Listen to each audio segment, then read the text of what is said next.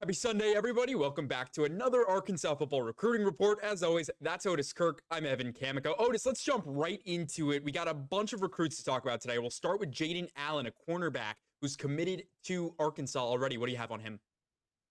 Yeah, he's a four-star. He's a four-star recruit with rivals. Why I wanted to mention him is because if you're going to the A&M game on Saturday down there, the Friday night before that, this coming Friday, uh, Alito will play the Colony. Alito is 5-0. They just beat Saginaw, Texas, 70-0 Friday night. They're 5-0. So the Colony is 2-3. So I don't know how. I'm not going to say promise you it'll be a great game Friday night. But if you want to see a recruit play, you can go see Jaden Allen, a future Hog, play. He's a good ball player. He's about 6 foot, 160, 170, somewhere in there. 4-star with rivals. I think I said that, but if I didn't, he's 14 tackles, 9 solos this season. Teams obviously go away from him quite a bit. And to Evan, they don't they're 5-0. They won the state championship before. They don't play their players the entire game. I mean, when 70-0, there's a good chance he's not in there, much of the Right. game. So those stats are kind of misleading. If somebody might be he needs more tackle, well, he's probably not playing very much of the game because they've had some other blowouts, not 70-0, but they've had blowouts along the way to get this 5-0. And they may have another one this Friday. They play. His brother is B.J. Allen, plays at Texas, and Jaden was actually committed to Texas for a while, and he decommitted and switched to Arkansas. He's got offers to Texas, Alabama, Southern Cal, Tennessee, LSU, on and on. There's a lot more than that, but I mean, you get the drift. He had a lot of offers to choose Arkansas cornerback who obviously can help the team and will help the team. And but I wanted to mention him. He has been committed for a while. He took his official visit in June. But as I said, he is a kid. If you're going to the game Saturday to see Arkansas and A&M, and you won't go out Friday night and see a high school game, that would be a good one to go to. The Colony. It's at the Colony, and so it's a pretty easy trip out there to where that is, the high school there, and where they play. And so anyway, I wanted to mention that. That'd be a good chance to see a future Hog play. Absolutely. And maybe, people can catch first quarter, watch a little bit of Jaden, and then head over to the Dallas State Fair. I know that's going on next week. We'll be there on Friday. Anyway, speaking of blowouts and teams that are really good, up here in Northwest Arkansas, Greenwood featuring quarterback Kane Archer as well as Cash Archer. This team, I mean, Kane is absurd. I've seen him play a couple of times, and just the stat lines he put up and everything about this kid, like, you want him to stay at Arkansas. Is there any update on his recruiting for the Hogs?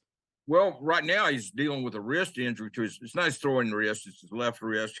But now he was at the BYU game. He's Arkansas is always going to be in the mix for Kane. It's just the way it is. I'm not saying that's where he will go, but I know I'm good friends with Adam, his dad, and Kane and Cash and stuff. Arkansas offered this kid when he was in the 8th grade. He had Arkansas, Missouri, and Michigan when he was in the 8th grade. They offered him a scholarship. That doesn't happen very often. Since then, there's been a lot of schools jump in the hunt for him. Texas A&M, a lot of schools. I mean, Florida State, Tennessee, been a lot of schools. But he just he's about 6'1", 201 pounds. 52 of 69 passing, 608 yards, 8 touchdowns, 1 interception, 13 rushes, 87 yards, and a touchdown. His brother is Cash, who's a junior. Now, by the way, Kane is a sophomore for anyone interested. I should have said that. He's 20, sophomore. But Kane is a junior, or Cash, I'm sorry. Cash is a junior, and he's been getting a little, Coach Young getting a little cash off of him this year. I mean, he's got 32 tackles, 21 solos, 14 tackles for loss, 11 sacks, 3 quarterback hurries, 2 pass breakups, a couple of forced fumbles, 1 blocked field goal. They're 5-0, and Cody Taylor is a kid I want to mention who's got SEC offers, not to Arkansas, but some SEC. And by the way, Cash has some offers like Louisville and places like that. Cody is 6'3", 280-pound offensive guard, also a sophomore, and he's got SEC offers, Ole Miss, Kentucky, and schools like that, Vanderbilt. and he opens a lot of holes there to help and protect Kane. And but Cash is someone to keep an eye on, about 6'2", 220. I think he's listed as an edge with the recruiting services. Evan, I think he's going to have to be a linebacker because of his size in college. I think he can make that transition. And I mean, Coach Young's like every other coach in America. He's got to do what he's got to do to win games at Greenwood. Right. So it's very understandable. He plays him more as that edge position. But I think Kane.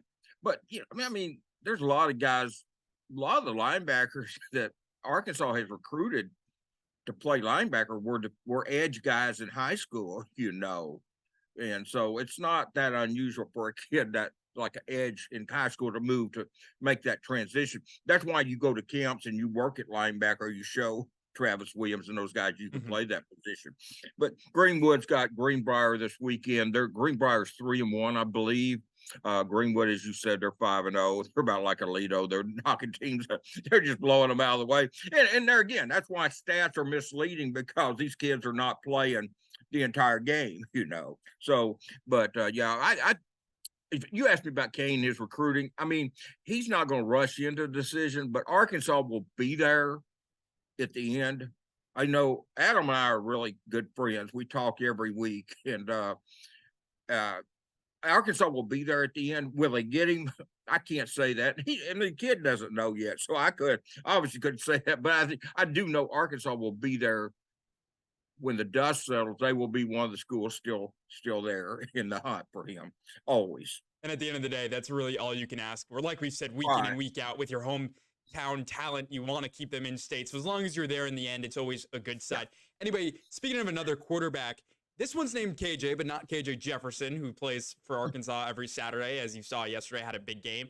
We're talking KJ Jackson. Similar names, KJJ, quarterback from Montgomery St. James Academy. He's committed to Arkansas. What do you have on him? Yeah, he committed back in April the 9th. They're 4-1. They've got a good team, obviously, as Greenwood, Alito. I mean, it's not unusual. You get these kids as SEC recruits are going to be on pretty good high school teams if they've got talent around them, But KJ is the type can carry like Kane, can carry a team a long ways himself. KJ's 41 of 75 for 954 yards, 15 touchdowns, 1 interception, got 40 carries for 132 yards and 4 touchdowns. So he's a dual threat. You probably get some odds how many times this moron will call him KJ Jefferson when he gets here in the stories. Hey, you take the over on whatever the over under is, take the over, and then I will go over calling him KJ Jefferson. But I think I called KJ Jefferson KJ Jackson the other day. I called it before it got published. But anyway, yeah, they're 4-1. They play a team out of Troy, Alabama this weekend, Charles Henderson High School this Friday. I don't know if anybody's down in that area wants to go see him play, but if you get a chance to see KJ play, I've seen film and stuff, and I've met the kid in person. He's a really good looking kid.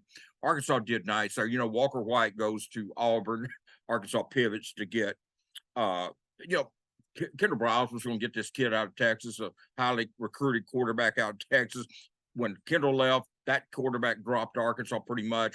So Arkansas pivoted to KJ Jackson. Great deal. All those three quarterbacks, the kid, Briles was recruiting, Walker White, and this kid, they're all good. They're all great.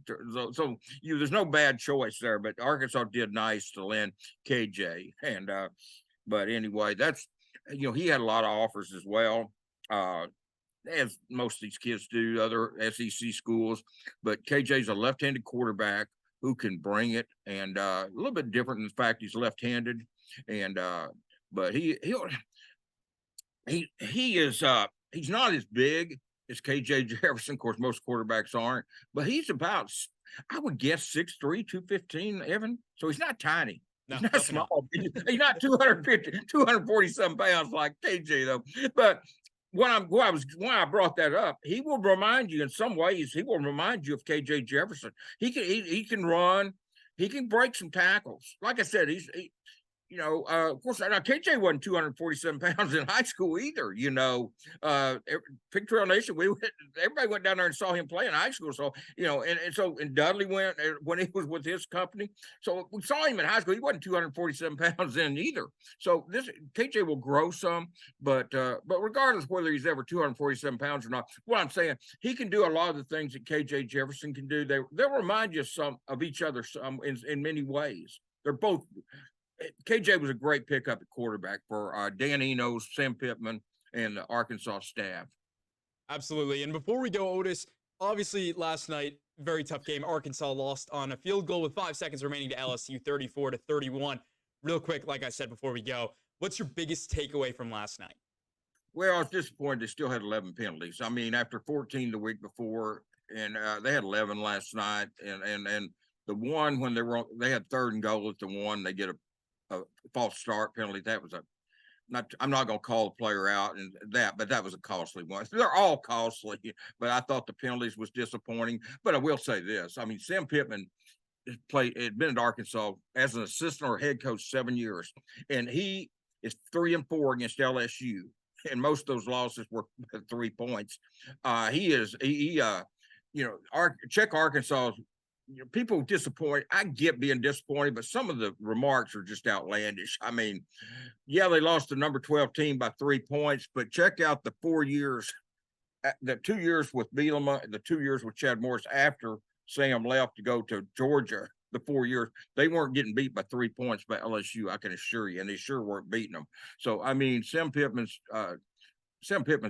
doing a very good job. He's got to get a hold of the penalties. He's got to get those under control. There's just no doubt. I thought the defense played well for a half, almost for a half, till late in the second quarter. But the defense played, and then they didn't play well in the second half. But then again, LSU's defense couldn't stop KJ either. Right.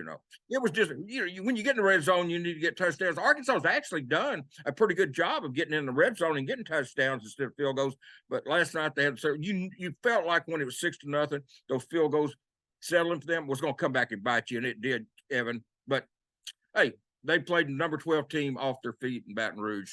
No moral victory, but you got to take it for what it is. That's a game they can build off of, especially if they had beaten BYU and they were 3-1. You wouldn't feel quite as disappointed, right, if they had beaten BYU, because losing the number 12 team in the country by 3 on the last play, basically the last play of the game, is not a disgrace. Absolutely. And, you had 2 penalties in the first half for stopping Jaden Daniels, and that's arguably the best offense in the SEC. Nobody, I think, is really going to argue that after, now we're 4 or 5 games in for some teams, in LSU, they're going to be there at the end. And the fact for Arkansas, where you could say you had a really, really let down loss against BYU last weekend, and now you were in it, you couldn't convert in the first half, but the second half, you couldn't stop converting in the red zone, essentially, where, you just lost because you ran out of time. That's all it was. Yeah. And that's something that I think Sam Pittman and his team can really take away and say, you know what? This is where we want to build. Like, this is who we are. We're good enough to hang with the top teams in the SEC. And now you look at the rest of the season, all of these games now suddenly looks, if this offense can keep flowing like it did in the second half and the defense just cleans it up. I think they got tired. Jaden Daniels is such an electric quarterback where you can hold him, you can contain him, but you're not going to contain him forever. It's always about limiting damage, not about stopping it necessarily. And, like I said, KJ just didn't get the ball back at the end of the game. And that was a shame. But at the same time, you look at this game and you really want to build forward for the next couple of weeks, because a lot of winnable games for the rest of the schedule. Well, they're all winnable games, and they're all losable games the rest of the year. They're all winnable games. I mean, but Arkansas has got to find a way to win some of these close games, Evan. And they just got to find they really come out on the short end of all these close games in the last couple of years, and they've got to find a way to win. And I think once they find a way to win one of those, then they will and they'll start going. But these are all winnable games. A&M, Alabama, they're all winnable games. Now, with that said, as I said, they're all losable games too. But you've got to find a way to win some of them. It's not like David and Goliath, where when the Alabama walks on the field's up here and Arkansas is down there. There's a more level play. The transfer portal and NIL has evened the playing field a lot in college football and college sports. Its parity is more so. I'm not saying it's complete parity, but it's more so than it was before. No longer is Alabama and Georgia getting all the 5-star recruits and everybody else settling for three stars. with the transfer portal, you can reload and you don't have to rebuild as much. And so I think the playing field's more level. Arkansas still got to find a way to win some of these games, and they've got some shortcomings, but every team that they play has shortcomings. Mm-hmm. You talk about Arkansas shortcomings. Believe me, these other teams, I've watched most of these other teams play in as much as I can, and they have shortcomings too. You just got to take advantage of it and win a game and cut out the penalties. I mean, 25 penalties in 2 weeks, you're not going to win any SEC game doing that, or key game against the Big 12 team. Absolutely. And once one domino falls, you got to think the rest are going to fall. This team's close. We saw it last year with a couple of losses and I think 5 games by 9 total points. And then last night, a loss by 3. So they're really close. But it's, again, once that one domino falls, the rest is going to fall. Well, that's going to do it. Otis, as always, thank you so much for your time. The Arkansas Football Recruiting Report with Otis Kirk. I'm Evan Kamiko. We'll see you here next week on Sunday following Arkansas and A&M in Arlington. Going to be a good one.